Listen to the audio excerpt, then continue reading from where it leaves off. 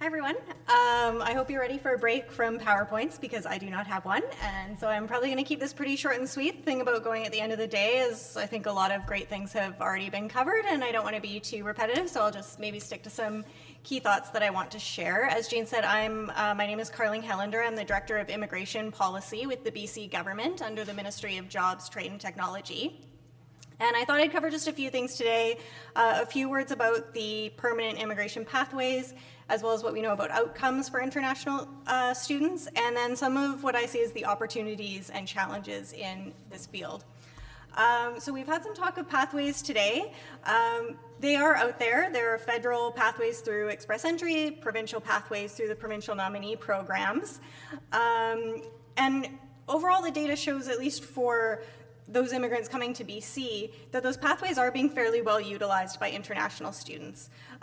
For those coming to BC, about 50% of express entry candidates are coming through the Canadian Experience class, which is predominantly international students, so they do represent a fairly large percentage of the federal economic immigrants coming to BC. And our provincial nominee program, about 40% of our nominees come through the international student streams that we have as well. So they are being fairly well utilized, and I think overall permanent immigration pathways are becoming more responsive, both in their processing times and improvements just in the administrative processes and the amount of time that one has to wait for their application to be processed, as well as the shift in the last few years we've seen away from sort of first in, first out, show up, meet the criteria, get approved, to a bit more of a competitive system where it's sort of point-based and there's sort of more competition between candidates to get an invitation to apply. It's been quite a shift, but what that does let us do is be a bit more responsive, I think, to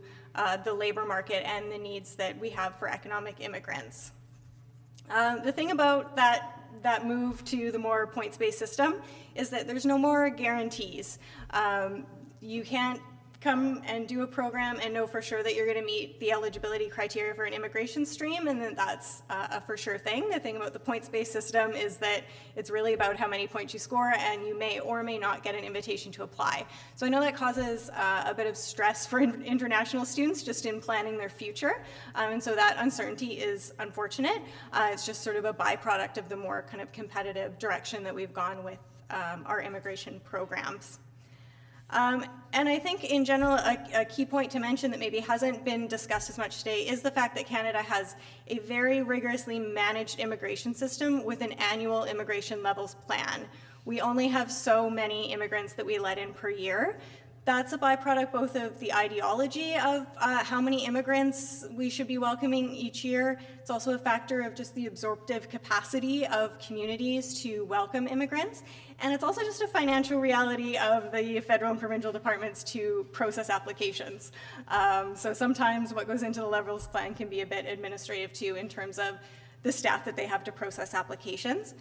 But what that means is that if there's only so many people who are going to come in each year, there's a trade-off, and there's hard choices that have to be made between international students, between other economic immigrants who are maybe here on work permits but who have not been students, people who want to come here and can bring their skills from outside of the country who have maybe not yet been in the country, as well as obviously the goals of family reunification and refugee and humanitarian considerations. So there are a lot of sort of pressures on the immigration system within its managed limits to be able to meet sort of all of those needs. And so that's a challenge, and something that I think we do need to keep in mind is that balancing act of the immigration system.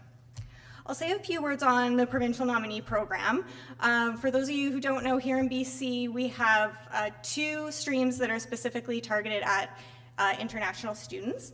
One is a job offer-based program for international graduates, so that requires students to have a job offer from a BC-based employer, as well as have completed their degree in an institution in Canada.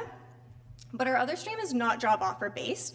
That is limited to people with postdoctoral degrees in, so master's or PhD level in specifically the STEM occupations. So the eligibility is a bit more limited, but we felt that by having a non-job offer stream, it just provides a bit more flexibility for people in those fields to be able to make the transition from student to hopefully work to permanent residence. Through our provincial nominee program, we also do a lot of outreach. Our P&P program staff go to institutions, they talk to students, try to raise awareness of the immigration pathways that are available. And we also provide some post-nomination supports, what we call post-nomination. So we nominate someone, then they have to go and apply for permanent residence to the federal government. And in that kind of in-between time, we provide supports for that application process for permanent residence. We also can enable applicants to get a bridging work permit so that they can stay here and keep working while they're waiting for their permanent residence to be approved.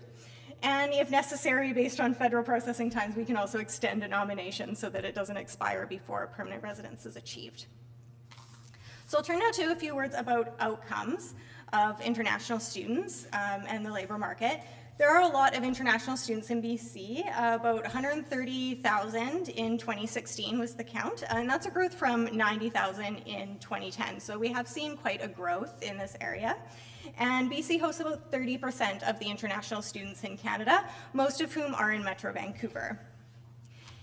And BC does have quite extensive labor market needs in this province. Our BC Labor Market Outlook, which looks 10 years in the future at job openings, indicates that there'll be over 900,000 job openings in those 10 years, and that over a third of that will need to be filled by immigration. And 3/4 of those jobs require post-secondary training.